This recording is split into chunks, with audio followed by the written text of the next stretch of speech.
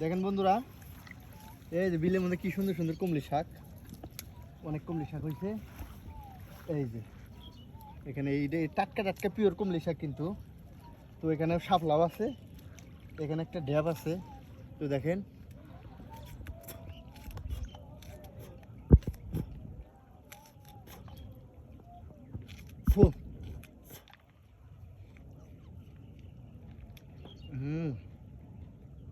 ড্যাব খাওয়া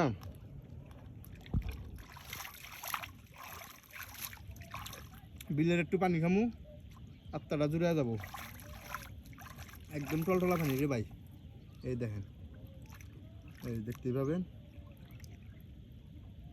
আহ আহ আহ সেই আত্মাটা জুড়ে গেল ভাই।